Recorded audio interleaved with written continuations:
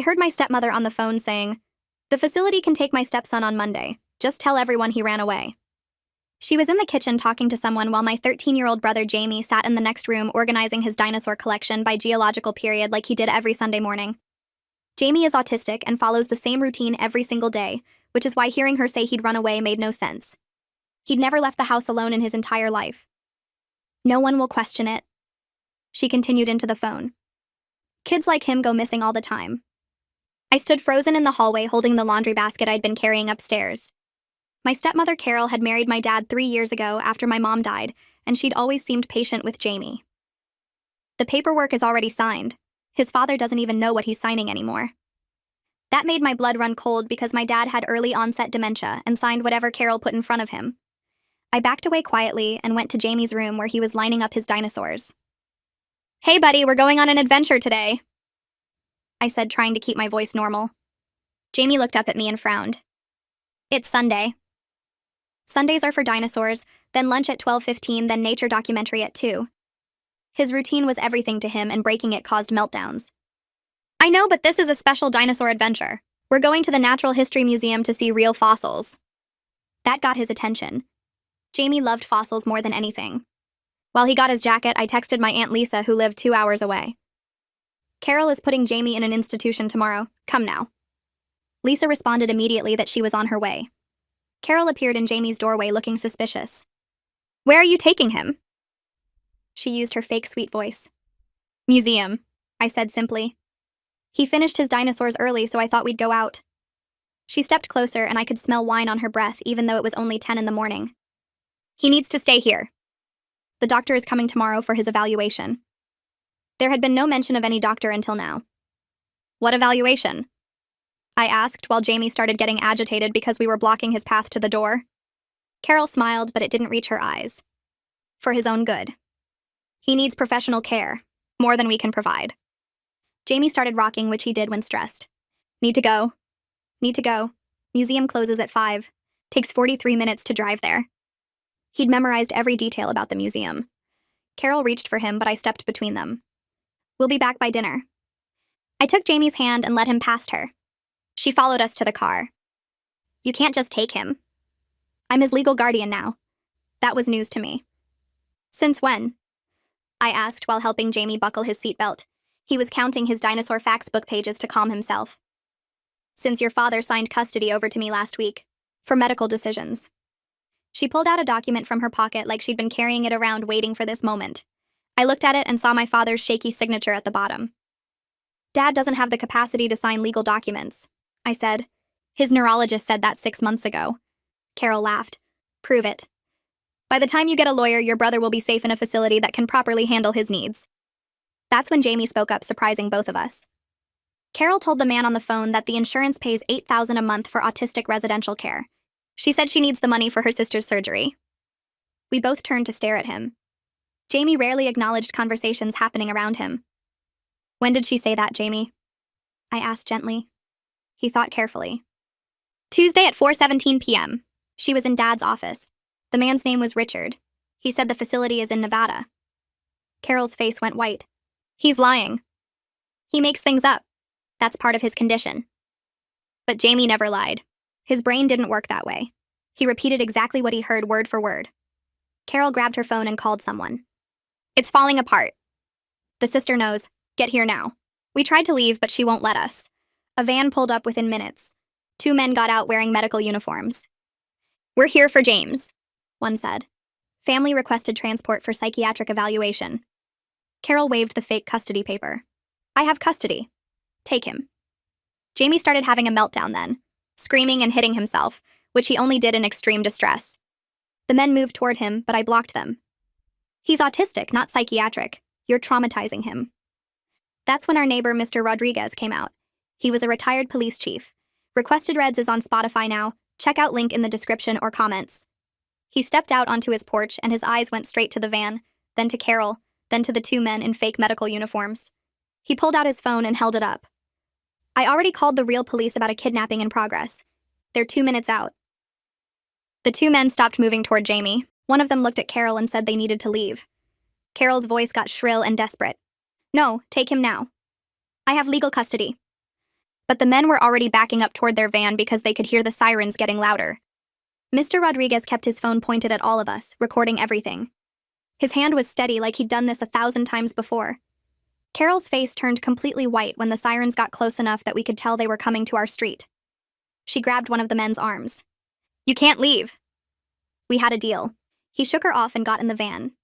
The other man was already in the driver's seat starting the engine. Carol screamed at them, but they pulled away from the curb and drove off fast. Mr. Rodriguez walked over to me and Jamie. "Keep the boy close. Don't let her touch him." I wrapped my arms around Jamie while he rocked back and forth, counting under his breath. Stegosaurus lived 150 million years ago. Allosaurus lived 155 million years ago. Diplodocus lived 154 million years ago. He always went through his dinosaur timeline when he was scared. 2 police cars turned onto our street with their lights flashing. Carol tried to smooth down her hair and put on a calm face, but her hands were shaking. The first officer out of the car was a woman with dark hair pulled back tight. She looked at all of us standing in the driveway and immediately separated us. "Everyone stay where you are. We're going to talk to each of you separately." Mr. Rodriguez stepped forward. "Officer, I'm Felix Rodriguez, retired police chief from the 5th Precinct. I witnessed the entire incident and I have video evidence on my phone." The officer's expression changed when he said he was former police. She nodded and took his phone to watch the recording. The second officer, a younger guy with red hair, came over to me and Jamie. Carol started talking before anyone asked her anything. "This is a family matter. My stepchildren are upset because I'm trying to get proper care for the autistic one." The female officer held up her hand. "Ma'am, please wait over there. We'll get to you in a moment." She turned back to Mr. Rodriguez's phone and watched the whole video. I could see her face getting more serious as she watched. The male officer knelt down near Jamie, but not too close. "Hey buddy, I'm Officer Mike. Can you tell me what happened today?" Jamie kept rocking and counting. I put my hand on his shoulder. "He's autistic. He needs a minute to calm down." The officer nodded and stood back up. "Take your time." He looked at me instead. "Can you tell me what's going on?" I pulled out the custody document Carol had shown me. "My stepmother says she has custody of my brother, but my dad has dementia. His doctor said 6 months ago that he can't sign legal documents anymore." The officer took the paper and looked at it closely. He called over to his partner. "Sarah, you need to see this." The female officer came over and examined the document. She pulled out her radio. "We need a supervisor here. Possible elder abuse and fraud situation." Carol heard that and her voice got loud again. "That's ridiculous. I'm his wife. I'm trying to help my family." Mr. Rodriguez spoke up from where he was standing. "The 2 men who just left were trying to take the boy by force. The woman called them here specifically to transport him against his will." The female officer, Sarah, wrote everything down in her notebook. She looked at Carol. "Ma'am, who were those men and why were they here?" Carol crossed her arms. "They were medical transport. I arranged for my stepson to be evaluated at a facility." Sarah's pen stopped moving. "What facility?" Carol hesitated. "A residential treatment center in Nevada, for his autism." Sarah and Mike exchanged a look. Mike got on his radio and asked for the license plate number from Mr. Rodriguez's video.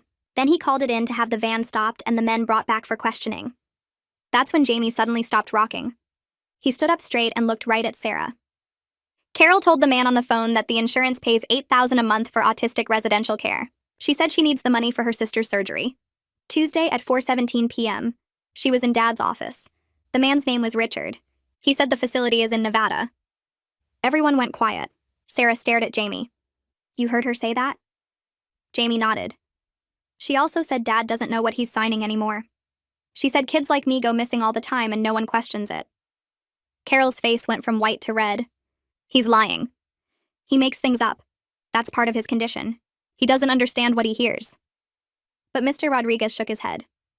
"Officer, I've known this boy for 3 years. He's never lied about anything. His brain doesn't work that way. If he says he heard it exactly like that." Sarah asked Jamie more questions.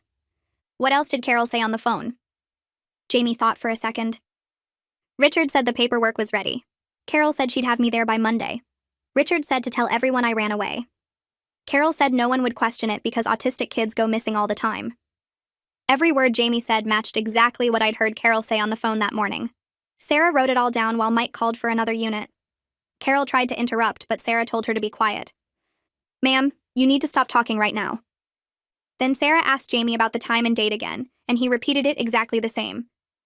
Tuesday at 4:17 p.m. Sarah asked him what day of the week that was, and Jamie said it was Tuesday, and that was his library day, and he'd been organizing his dinosaur books by author.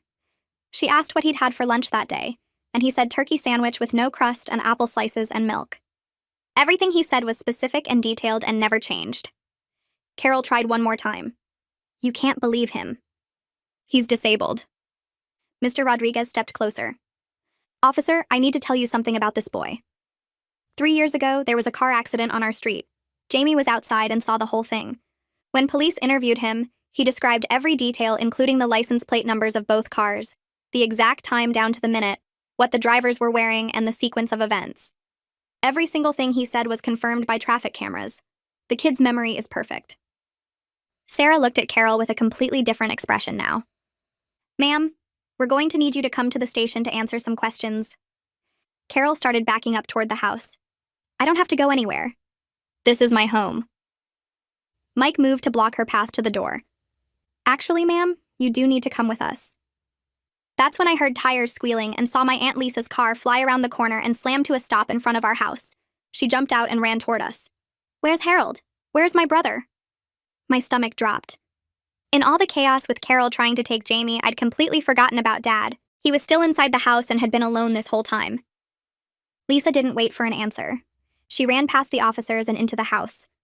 I started to follow her, but Sarah stopped me. Stay here with your brother. Mike went into the house after Lisa. We could hear her calling for Dad. Then we heard her voice get upset. Harold? Harold, can you hear me? Mike came back out. We need an ambulance. The father is in distress. Sarah called it in while I tried to get past her to go inside. That's my dad. I need to see him.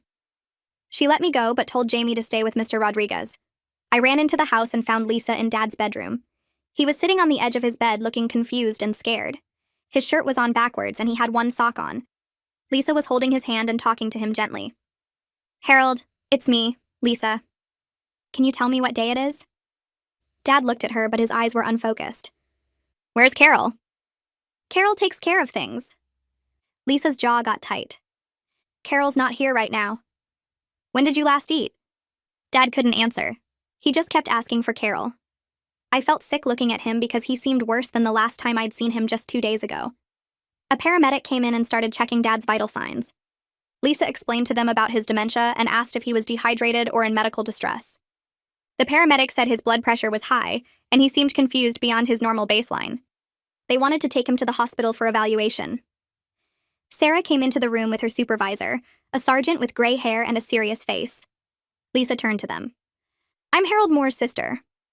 I need to know what's happening with Carol. The sergeant introduced himself and asked Lisa for identification. She showed him her driver's license and explained she'd been trying to stay involved with Dad's care, but Carol had been limiting her access. She stopped returning my calls 3 months ago. She said Harold was doing fine and didn't need visitors because it confused him. I should have pushed harder. The sergeant asked about Dad's medical condition, and Lisa pulled out her phone to show him emails from Dr. Swanson, Dad's neurologist. 6 months ago, Dr. Swanson documented that Harold lacks the capacity to make legal or medical decisions. Any documents he signed after that date are invalid. The sergeant read through the emails carefully. Then he looked at the custody document Carol had been waving around. This is dated 2 weeks ago. Lisa's face went hard. Then it's fraudulent. Harold couldn't legally sign that. The sergeant called for Adult Protective Services and Child Protective Services to come to the house immediately. Within minutes, a woman in her 30s arrived carrying a worn leather bag and wearing practical clothes that looked like they'd survived countless emergency calls. She introduced herself as Kathleen Walls from Child Protective Services and asked if we could all talk separately. Lisa stayed with Dad while Kathleen took me into the kitchen first. She sat across from me at the table and pulled out a notebook, but kept her eyes on my face instead of writing anything down yet. She asked me to describe a normal day in our house before today, and I told her about Jamie's routines, Dad's confusion, Carol's increasing frustration with both of them. Kathleen wrote down specific details like when Carol started drinking during the day and when she stopped letting Lisa visit. Then she asked if Carol had ever hurt Jamie or Dad physically. I said no, but she'd yell at Jamie when he had meltdowns and she'd gotten Dad to sign papers he didn't understand. After 20 minutes with me, Kathleen went to talk to Jamie in his room. I could hear her gentle voice asking him questions and Jamie's careful, literal answers. He told her his exact daily schedule and how Carol got angry when he needed extra time for transitions. He said Carol told him 3 weeks ago that he was too much work, and maybe he'd be happier somewhere else with other kids like him. Kathleen spent almost an hour with Jamie, letting him show her his entire dinosaur collection while she asked about his relationship with each family member.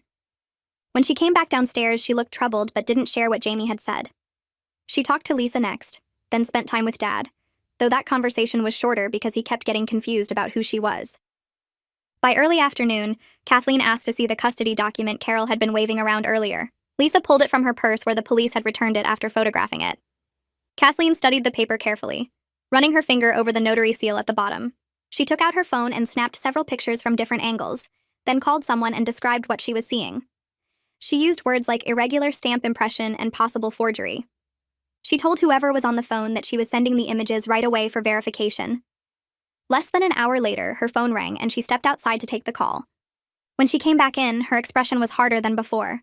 She told us the document was fraudulent because the notary seal didn't match any registered notary in the county, and the document had never been filed with the family court like it should have been. Carol had created fake paperwork and carried it around like it was real. Kathleen called the police sergeant who'd been here earlier and explained what they'd discovered. Within 30 minutes, 2 officers arrived with paperwork for a search warrant. They asked Lisa to show them where Carol kept her personal belongings and office space. Lisa led them to the small room off the kitchen that Carol used as her home office. The officers started going through the desk drawers and filing cabinet while Kathleen, Lisa, and I waited in the living room. Jamie sat on the floor organizing his dinosaurs again because the routine helped him feel safe after all the disruption.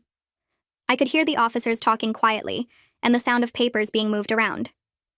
After about 40 minutes, one of them called for Kathleen to come look at something. She went into the office and came back out looking grim. She asked Lisa to come see as well. They were in there for another 20 minutes before returning to where I waited with Jamie. The officer explained they'd found multiple documents with forged signatures, all supposedly signed by Dad in the past 6 months. There were medical consent forms, financial authorizations, insurance documents, and 3 different versions of custody papers. Carol had been practicing Dad's signature and getting better at it over time. They also found a folder with information about facilities in Nevada and Arizona, including fee schedules and payment arrangements. One document showed Carol would receive $2,000 for every placement she facilitated. Lisa pulled out her phone and scrolled through her contacts until she found Dr. Swanson's number. She stepped into the hallway to make the call while the officers continued documenting what they'd found. I could hear Lisa explaining the situation and asking about Dad's capacity evaluation from 6 months ago. Her voice got louder when she described the forged documents and Carol's scheme. After about 10 minutes, she came back and put her phone on speaker so Dr. Swanson could talk to the officers and Kathleen.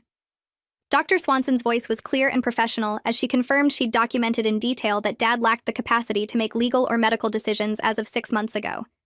She said she'd sent copies of her evaluation to Dad's primary care doctor and had discussed it with Dad and Carol in a family meeting. Carol had been present when Dr. Swanson explained that any legal documents Dad signed after that date would be invalid.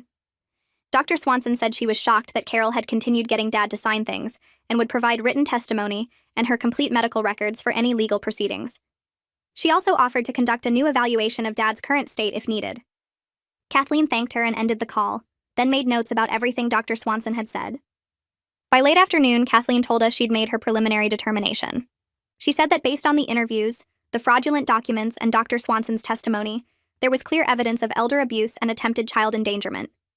She was recommending that Jamie and I stay in the house with Lisa as temporary guardian while the investigation continued. Dad would also remain at home but would need supervision and a formal capacity evaluation. Carol would not be allowed to return to the house or have any contact with any of us pending the outcome of the investigation. The police sergeant said they were placing an emergency protective order that would be served to Carol at the station.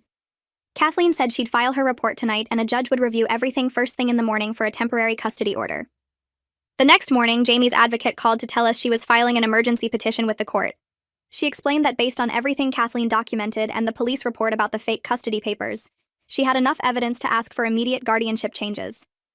The court scheduled a hearing for 3 days from now because of how serious the situation was. I felt sick with worry, but also relieved that someone official was finally stepping in to protect Jamie. Lisa sat with me at the kitchen table while we talked to the advocate about what would happen at the hearing. The advocate said Judge Lorraine would review all the documents, interview people if needed, and make a decision about who should have legal authority over Jamie and Dad. I couldn't stop thinking about how close Carol came to taking Jamie away, and how we almost didn't stop her in time. That afternoon, Lisa's phone rang with a number she didn't recognize. She answered, and her expression changed immediately. Carol's lawyer was on the other end trying to set up a meeting to discuss everything. The lawyer kept saying Carol was under a lot of stress and made some bad choices, but she never meant any real harm. He suggested we could work this out without going through a big court battle that would upset everyone. Lisa's voice stayed calm and cold as she told him we would only communicate through our own lawyer from now on. She hung up and looked at me with anger in her eyes. The fact that they were trying to make Carol's actions sound like simple mistakes made me so mad I wanted to scream. Carol had planned to send Jamie away for money and lied to everyone about it. That wasn't stress. It was calculated and wrong. I spent the rest of that day going through every piece of paper in Dad's office. Lisa helped me sort through filing cabinets and desk drawers looking for anything else Carol might have forged. Around 6 in the evening, I found a folder labeled estate planning that made my stomach drop. Inside was a will dated 2 months ago with Dad's signature at the bottom. I read through it and saw that it left everything to Carol and specifically excluded me, Jamie, and Lisa by name. The signature looked shaky and wrong, like someone trying to copy Dad's handwriting but not quite getting it right.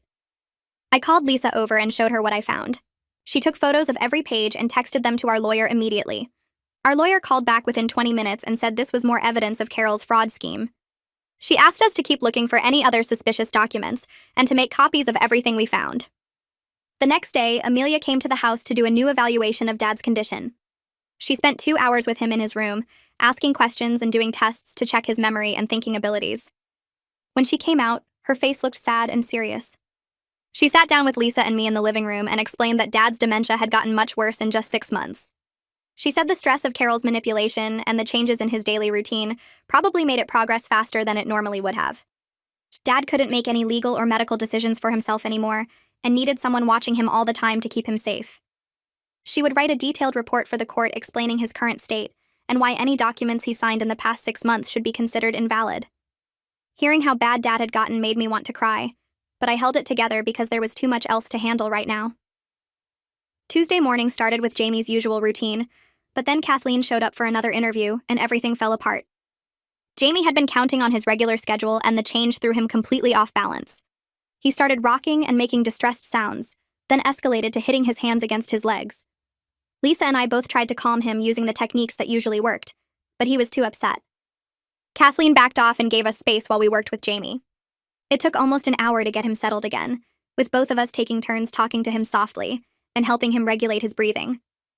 When he finally calmed down, I sat on the floor next to him feeling exhausted and scared.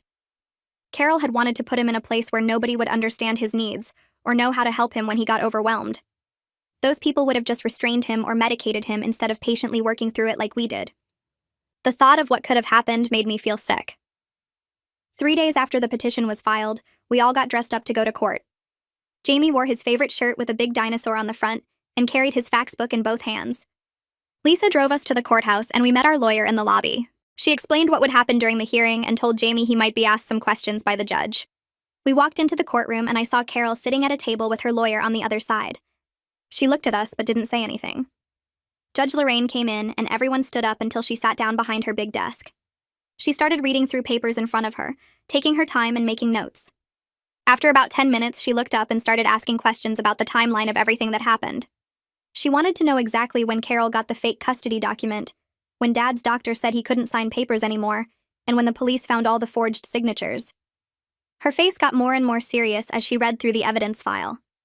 Carol's lawyer stood up and started talking about how Carol was just trying to get proper care for Jamie because his needs were too much for the family to handle at home. He said the custody document was a misunderstanding, and Carol never meant to do anything illegal. Judge Lorraine cut him off in the middle of his sentence and pointed at one of the papers in front of her. She said the notary seal on the custody document was completely fake, and that alone was a serious crime. Then she read from the report Jamie's advocate wrote about how well he was doing at home with the right support. She asked Carol's lawyer how sending Jamie away to a facility in another state would help him when he was already stable and happy. The lawyer didn't have a good answer and sat back down looking uncomfortable. Jamie's advocate asked if Jamie could talk to the judge directly. Judge Lorraine said yes and asked Jamie to stand up. He stood next to our table, still holding his fax book, and started reciting Carol's phone conversation from Tuesday at 4:17 p.m. He said every single word exactly the same way he told the police, including Richard's name and the part about the $8,000. Judge Lorraine listened carefully, and then asked Jamie some gentle questions about what he liked to do every day and where he wanted to live. Jamie told her about his dinosaur collection and his routines and said he wanted to stay home with me and Lisa. His voice was clear and honest, and I could see the judge believed every word he said. Judge Lorraine took a short break to review everything one more time. When she came back, she said she was granting Lisa emergency temporary guardianship of both Jamie and Dad. She said I would be Jamie's primary caregiver since I was over 18, but Lisa would have the legal authority to make decisions. Carol's rights as a parent and wife were suspended until the criminal case against her was finished. The judge said Carol couldn't contact any of us or come near our house. I felt relief wash over me so strongly that my hands started shaking. Jamie was safe. Dad was safe. Carol couldn't hurt us anymore. We left the courtroom and walked toward the parking lot. Carol came out of a side door and started screaming at us from across the lot. She yelled that we ruined her life and stole her family, and she would make us pay for what we did. Security guards ran over and grabbed her arms to stop her from coming closer. She kept screaming while they put handcuffs on her. One of the guards told us she just violated the protective order the judge put in place and they were arresting her right now. Watching Carol lose control like that scared me because I realized she was desperate enough to do anything. Even with the court order and the police involved, she might still try to hurt us if she got the chance. The next morning, Lisa helped me set up Jamie's new routine chart on the refrigerator with color-coded sections for each part of his day. We wrote down breakfast at 7:30, therapy sessions on Tuesdays and Thursdays, dinosaur organization time on Sunday mornings just like before. Jamie studied the chart carefully and asked 17 questions about what would happen if something ran late or got canceled. I explained we'd built in buffer time between activities so one delay wouldn't mess up everything else. He seemed satisfied with that answer and went to arrange his dinosaur collection in his room using the same system he'd always used. Lisa made phone calls to her boss explaining she needed family leave, and surprisingly they approved 4 weeks immediately. She told me her company had good benefits for situations like ours, and she'd been there long enough to have the time saved up. We interviewed 3 home health aides before finding someone Dad seemed comfortable with. The woman's name was Olivia, and she'd worked with dementia patients for 12 years. She knew how to redirect Dad when he got confused and didn't get frustrated when he asked the same questions repeatedly. By the end of the first week, our household had found a rhythm that actually worked. Jamie followed his routines, Dad had consistent care, and Lisa handled all the legal and medical appointments that kept piling up. 2 weeks after the courthouse incident, a detective called asking us to come to the police station for an interview about Carol's activities. We sat in a conference room with Detective Anderson, who had files spread across the table. He explained they'd been investigating Carol and Richard for the past 10 days and discovered this wasn't their first scheme. They'd been running this operation for 2 years, targeting families with disabled children and elderly relatives. Carol would identify vulnerable families through support groups and online forums, then work her way into their lives. She'd befriend the parents, offer help, gain trust, then start manipulating the situation to get legal control. Once she had guardianship or power of attorney, she'd place the person in Richard's facility and collect kickbacks from the insurance payments. We were the first family who fought back and exposed them before the placement happened. Detective Anderson said they found records of 8 other families where Carol and Richard successfully pulled off the scheme. Those families never realized what happened because Carol made everything look legitimate. The district attorney wanted our full cooperation for prosecution because our case had the clearest evidence of intent and conspiracy. Jamie's recording of the phone conversation combined with the forged documents gave them everything they needed to build a strong case. 3 days later, a financial investigator came to our house with a laptop full of spreadsheets showing where Carol spent the $40,000 she stole from Dad's accounts.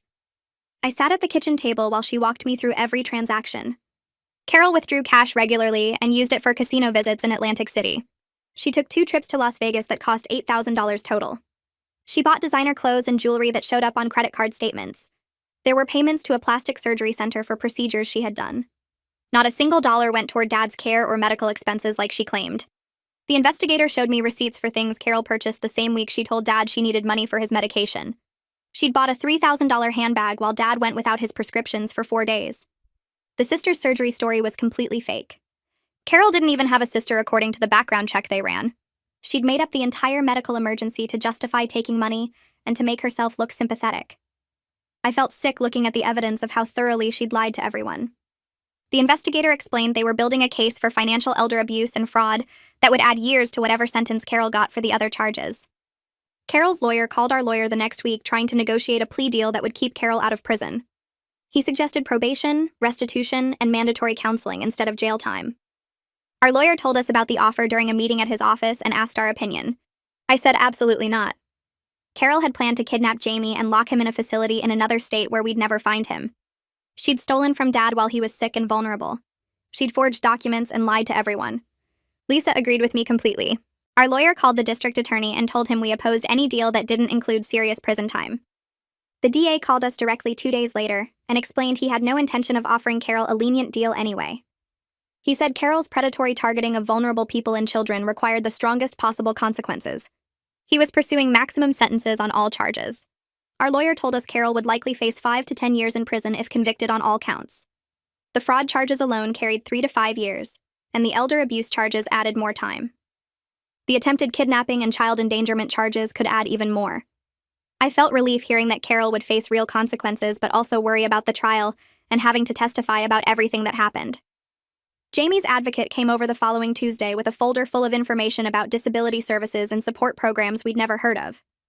She sat with Lisa and me at the dining room table and went through each program, explaining what they offered and how to apply. There was respite care funding that would pay for someone to watch Jamie so Lisa and I could take breaks. There were therapy services covered by programs we didn't know existed. There was educational support funding that would help Jamie succeed in the school. The advocate helped us fill out applications for 6 different programs right there at the table. She knew exactly what information each one needed and how to word things to meet their requirements. Within 2 weeks, we got approval for respite care and therapy services. Jamie started working with an occupational therapist named Sarah, who specialized in helping autistic teenagers develop coping strategies. She taught Jamie techniques for handling disruptions to his routine without having meltdowns. She worked with him on recognizing when he was getting overwhelmed and using calming strategies before reaching crisis point. After just 3 sessions, I could see Jamie using the techniques she taught him. When his Tuesday appointment ran late and pushed back his lunchtime, he used the breathing exercises Sarah showed him instead of getting upset. Dad had good days and bad days, but I noticed he seemed more relaxed overall without Carol around. On his bad days, he didn't recognize me or know where he was. On his good days, he remembered recent events and could have real conversations. One good day, about 3 weeks after everything happened, Dad asked me to sit with him in his room. He looked at me with clear eyes and apologized for not protecting Jamie and me from Carol. He said he knew something was wrong, but his mind wasn't working right and he couldn't figure out what to do. I told him it wasn't his fault and that Carol had exploited his illness deliberately. He cried and said he should have been stronger and should have seen through her lies. I held his hand and explained that dementia wasn't something he could control, and Carol was a skilled manipulator who fooled everyone.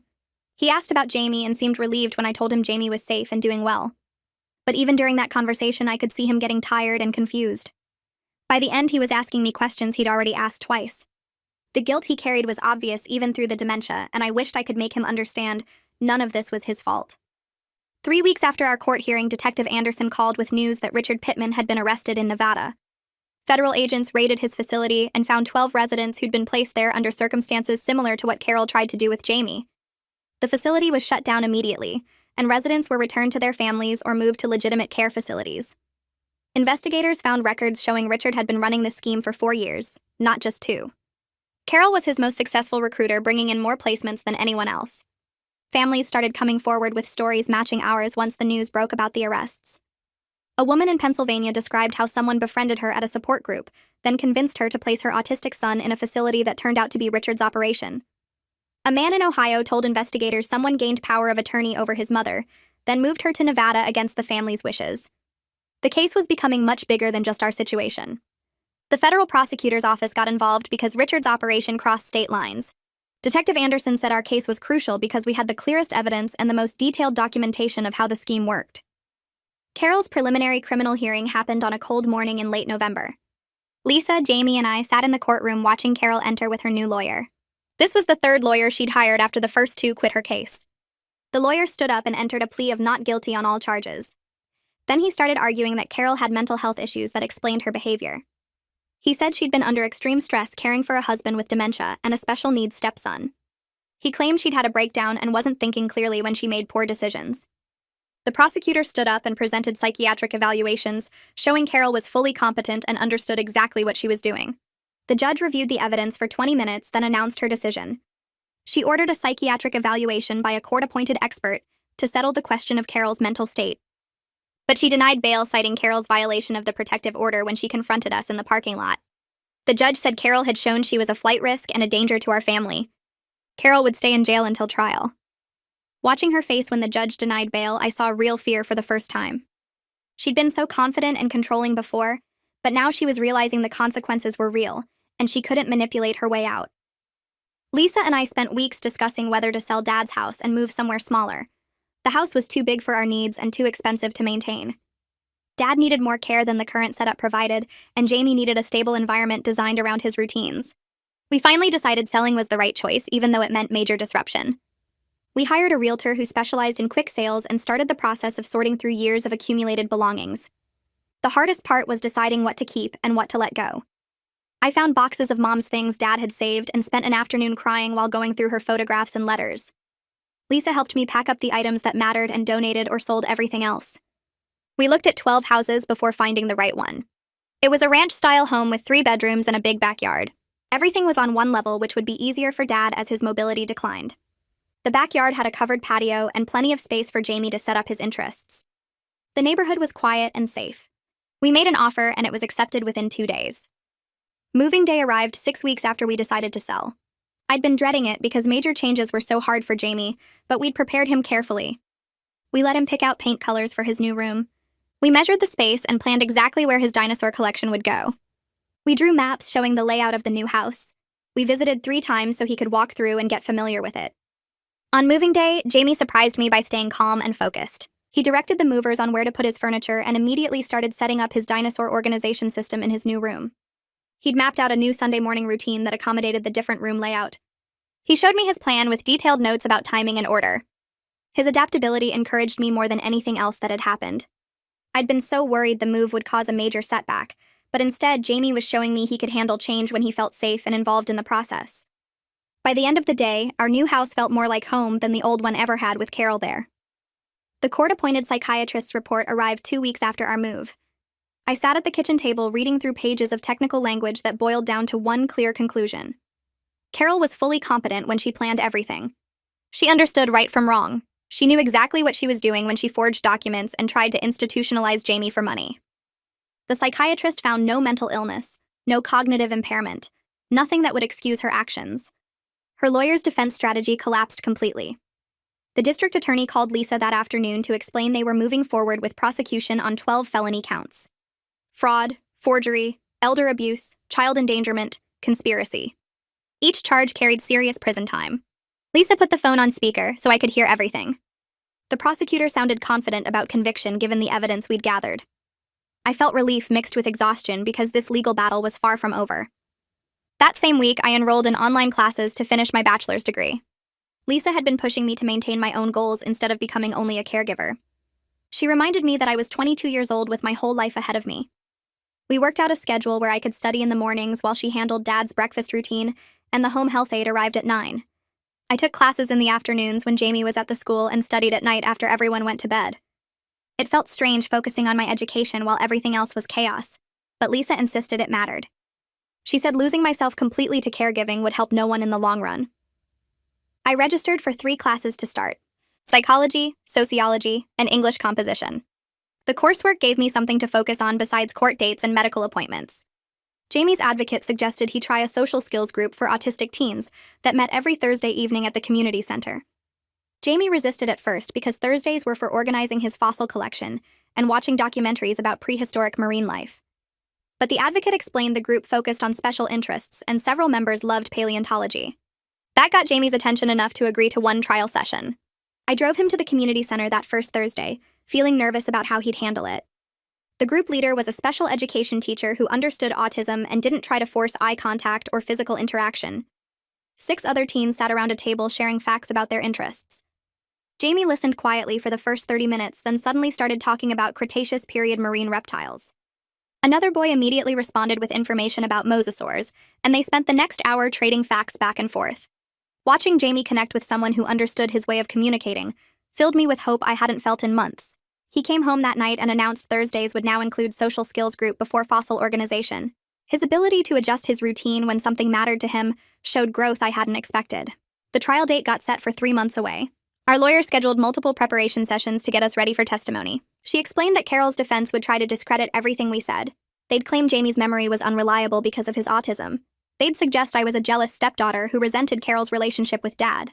They'd paint Carol as a stressed caregiver who made mistakes under pressure rather than a calculating criminal. The lawyer walked us through potential questions and how to answer them clearly without getting emotional. She warned that testifying would be difficult because Carol's attorney would try to confuse and upset us. I felt sick thinking about facing Carol in court, but I was determined to see this through. Jamie needed justice, and Dad deserved protection even if he couldn't understand what was happening anymore. Dad's condition kept declining gradually over those months.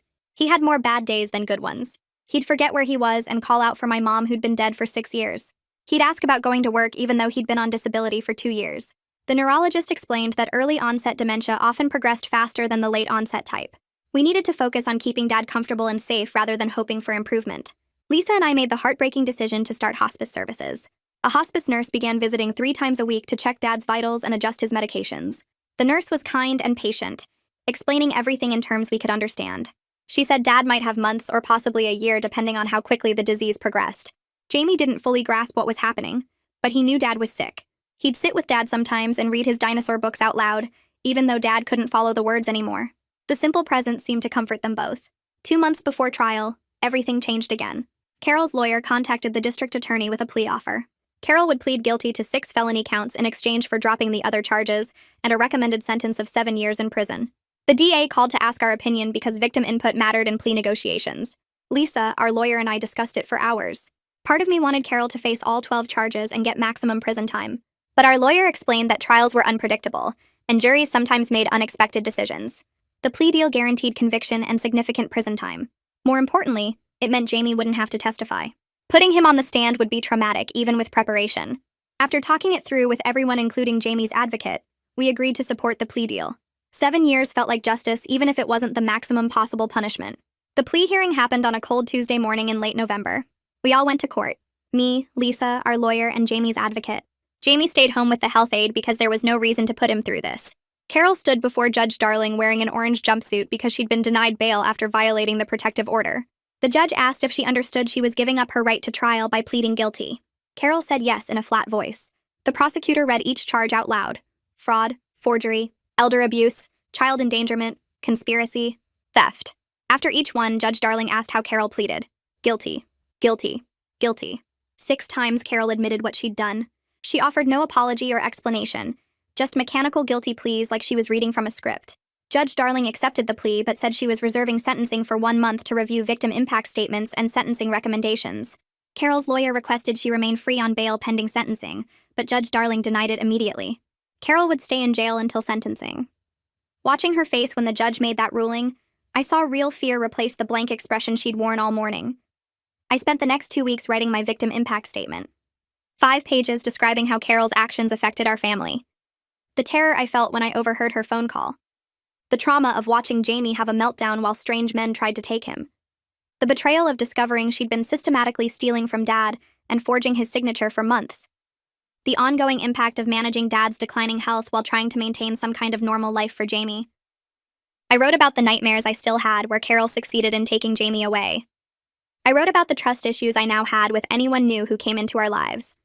I wanted Judge Darling to understand the full scope of damage Carol caused to people who'd welcomed her into our family. Lisa wrote her own statement describing the financial burden and emotional toll of becoming an unexpected guardian to her nephew and brother-in-law. Jamie's advocate submitted a statement about the psychological harm Carol intended by trying to institutionalize an autistic child who was thriving at home. We wanted the judge to see Carol's actions weren't just legal violations, but attacks on the most vulnerable members of our family. The sentencing hearing arrived on a Friday morning 3 weeks before Christmas. The courthouse was decorated with wreaths and garland, which felt wrong given what we were there for. Judge Darling spent 20 minutes reviewing the case file, the plea agreement, the victim impact statements, and the sentencing recommendations. Then she looked directly at Carol and started speaking. She said that exploiting vulnerable people, especially children and the cognitively impaired, represented a profound betrayal of trust that struck at the foundation of family and society. She said Carol had targeted her own stepson and husband for financial gain with complete disregard for their well-being or dignity. She said the psychiatric evaluation showed Carol was fully capable of understanding her actions and chose to commit crimes anyway. Judge Darling sentenced Carol to 8 years in prison, 1 year more than the plea recommendation, with no eligibility for early release. The courtroom was silent except for Carol's sharp intake of breath when she heard 8 years instead of 7. Carol was led away in handcuffs by 2 bailiffs. She didn't look at us as she left. I felt relief wash over me because she couldn't hurt us anymore. But I also felt anger at everything she'd done, and sadness that Dad's final years were poisoned by someone he'd trusted enough to marry. Lisa squeezed my hand and we stood up to leave. Our lawyer said she'd file the civil suit next week to recover the stolen money. We walked out of the courthouse into cold December air, and I took my first deep breath in months. It wasn't over completely, but the biggest threat was gone. Carol would be in prison until Jamie was 21 years old. By then, he'd be an adult with his own life and dreams. She'd stolen enough from us already. She wouldn't get the chance to steal his future, too. Our lawyer met with us the following week to discuss the civil case. She sat across from Lisa and me at her office conference table with folders spread out containing bank statements and forged documents. She explained we could sue Carol's estate for the stolen money and go after Richard's organization as co-conspirators. Lisa signed the paperwork authorizing the suit while I watched through the office window as snow started falling outside. The lawyer said Carol's assets were limited, but we might recover some of the $40,000 she'd taken from Dad's accounts. She filed the lawsuit the next day, and Carol's lawyer responded within a week asking to settle. They knew they couldn't win with all the evidence we had.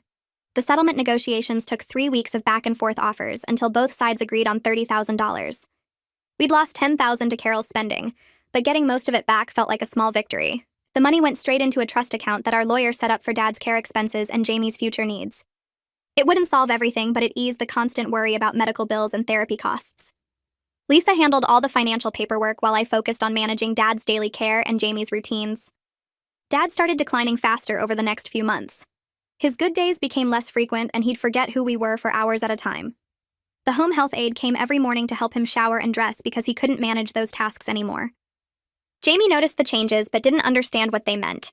He'd sit on the floor next to Dad's chair reading his dinosaur encyclopedia out loud, even when Dad stared blankly at the television. I asked Jamie once why he kept reading when Dad didn't respond. He looked at me confused and said Dad always liked hearing about dinosaurs, so he should keep hearing about them. The simple logic made my chest hurt. Dad seemed calmer when Jamie was nearby, even if he couldn't follow the words anymore. Some afternoons, I'd find them both in the living room with Jamie's books spread everywhere, and Dad's hand resting on Jamie's shoulder. Neither of them spoke, but the quiet presence seemed to comfort them both. 6 months after Carol's sentencing, Dad stopped eating much. The hospice nurse said his body was shutting down and we should prepare ourselves. Lisa took another leave from work and moved back in with us. We set up a hospital bed in Dad's room and took turns sitting with him around the clock. Jamie asked detailed questions about what happens when people die. He wanted to know if Dad would stop breathing first, or if his heart would stop first. I tried to explain gently that we didn't know exactly how it would happen, but Dad wouldn't be in pain. Jamie nodded and went back to organizing his dinosaur collection by size instead of geological period. He said Dad liked the big ones best, so he wanted them where Dad could see them. On a Tuesday morning just after sunrise, Dad took 3 slow breaths and then stopped. Lisa and I were both sitting on either side of his bed holding his hands. The hospice nurse checked his pulse and confirmed he was gone. I felt numb and relieved at the same time because he'd been suffering and now he wasn't. Jamie came in when we called him and stared at Dad for a long minute. He asked if Dad's brain had stopped working completely now. I said yes. He asked if that meant Dad wasn't confused anymore. I hadn't thought about it that way, but I told him maybe that was true. Jamie touched Dad's hand carefully and said goodbye. Then he asked when the funeral would be and what we'd say about Dad. I explained we'd have a small service and people would share memories. Jamie insisted we had to include dinosaur facts because Dad always encouraged his interest in paleontology. Lisa agreed immediately. At the funeral 3 days later, Jamie stood up in front of 20 people and recited 5 facts about Triceratops, which had been Dad's favorite. He explained that Dad taught him to love learning and never made him feel bad for being different. Several people cried, but Jamie just sat back down and folded his hands in his lap. The court scheduled a hearing 2 weeks after Dad's funeral to finalize permanent guardianship. Lisa had been Jamie's temporary guardian, but now we needed to make it official. Judge Darling reviewed all the documents and asked Jamie if he understood what guardianship meant. Jamie explained in precise detail that Lisa would make legal decisions for him, but I would still be his primary caregiver, and we'd work together. The judge smiled and said that was exactly right. She signed the guardianship order and told our family she was impressed by how we'd protected Jamie and supported each other through crisis. Walking out of the courthouse, I felt the weight of the past year pressing down on me. Carol was in prison. Dad was gone. But Jamie was safe, and that's what mattered most. I finished my final semester of college 8 months after everything started. Balancing classes with Jamie's care and the legal proceedings had been brutal, but I'd managed to complete all my requirements. Lisa and Jamie came to my graduation ceremony and sat in the 4th row cheering when my name was called. I walked across the stage thinking about how close I'd come to dropping out when Carol tried to take Jamie. My academic advisor had helped me navigate extensions and incomplete grades so I could finish despite everything. After the ceremony, I checked my email and found an acceptance letter from a graduate program in social work. I'd applied on a whim, inspired by Kathleen, the social worker, and Jamie's advocate who'd helped us so much. The program would let me help other families facing similar crises. Lisa hugged me hard when I showed her the acceptance letter. She said Mom would be proud. Jamie turned 14 in July, and his special interests started expanding. He still loved dinosaurs, but now he spent hours researching paleontology programs at different universities. He made spreadsheets comparing curriculum requirements and faculty research interests. He asked me detailed questions about college applications and what grades he'd need. I helped him research schools with good disability support services because he'd need accommodations for his autism. He printed out information about 5 universities and ranked them by the quality of their fossil collections. His dreams were becoming real plans, and watching him think about his future filled me with hope. He'd gone from being a target for Carol's exploitation to being a kid planning his education. That transformation felt like the biggest victory. Lisa decided to sell her old place and move permanently to our city. She'd been commuting back and forth for months, and it didn't make sense anymore. She found an apartment 10 minutes from our house and moved in over one weekend. Jamie helped her unpack and organized her kitchen cabinets by size and frequency of use. She laughed and left them that way. She told me one night that she'd never expected to become a co-parent to her nephew and brother, but our family had become the most important thing in her life. I understood what she meant. We looked different from we had 2 years ago, but we were stronger. No one was lying or hiding things. We worked together and protected each other. That's what family should be. The mail brought a notice about Richard's criminal trial. He'd been sentenced to 15 years in prison, and his organization was sued by 8 different families. Our case had started a domino effect that protected other vulnerable people from the same exploitation. The prosecutor sent a letter thanking us for our cooperation and explaining that our evidence had been crucial to building cases against Richard and his network. Knowing we'd made that difference helped me make sense of everything we'd been through.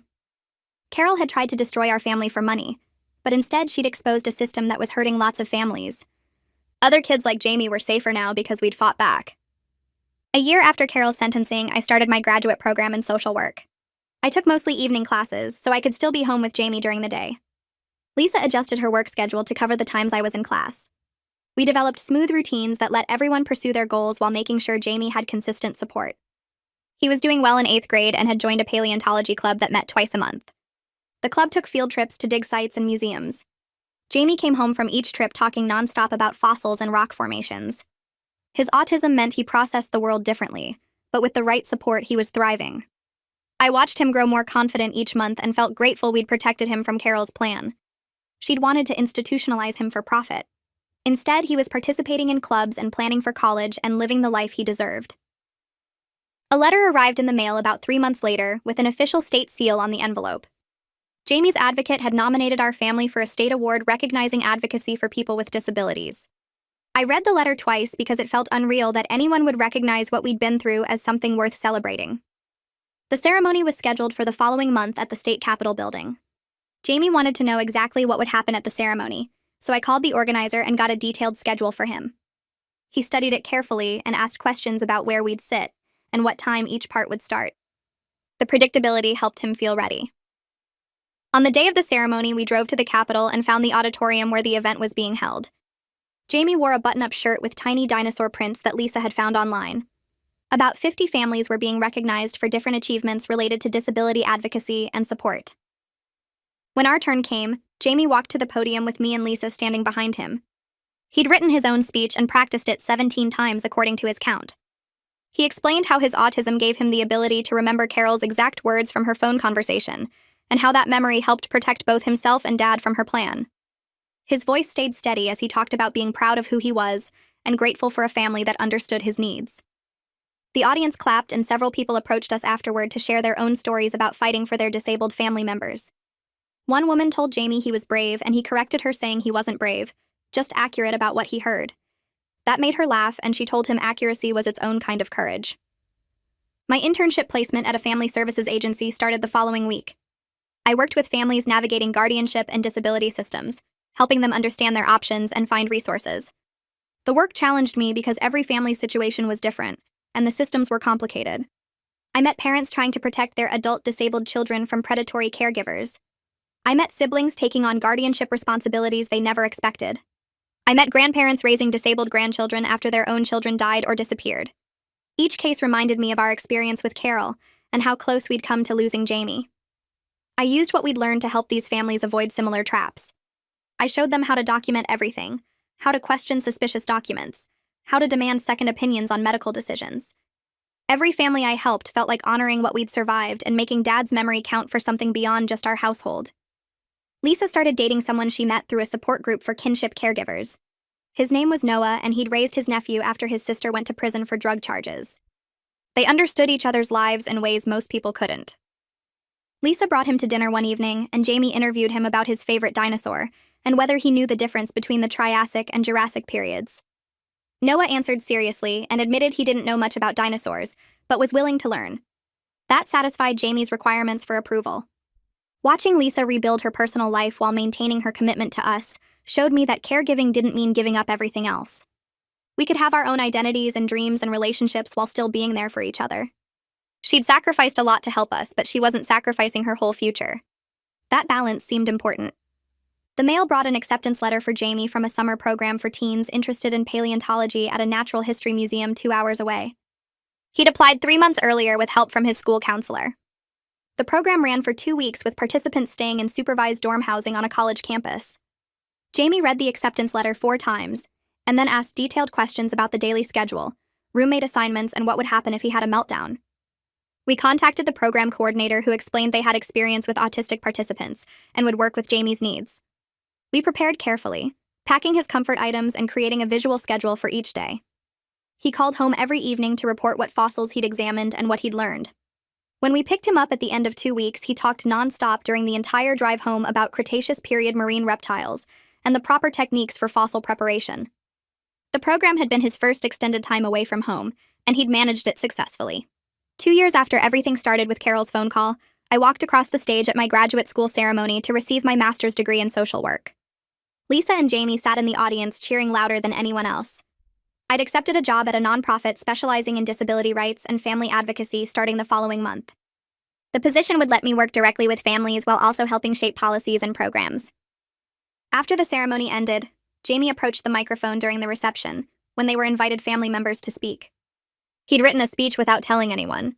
He talked about how I'd protected him when Carol tried to send him away, and how family meant showing up for each other even when things got hard. He said I'd taught him that protecting people you love was the most important work anyone could do. His words made me cry in front of everyone, and I didn't care who saw. We established a small scholarship fund in Dad's name for students with disabilities pursuing science education. Jamie helped design the application criteria, insisting it should focus on passion and potential rather than grades. He said some of the smartest people he knew didn't do well on tests, because tests measured the wrong things. We set up the fund with money recovered from the civil suit against Carol, plus donations from family and friends. The first recipient was an autistic girl who wanted to study marine biology. She sent Jamie a thank you letter describing her dream of researching whale communication patterns. Jamie wrote back with a list of recommended books about marine mammal evolution. A notice arrived from the parole board 5 years after Carol's sentencing. She was eligible for parole, and we had the right to submit statements about her release. Lisa, Jamie, and I each wrote statements opposing her parole. I described how her actions had traumatized Jamie and stolen Dad's final years. Lisa explained the ongoing impact of Carol's betrayal on our family's ability to trust others. Jamie wrote a factual account of Carol's plan and her lack of remorse during the plea hearing.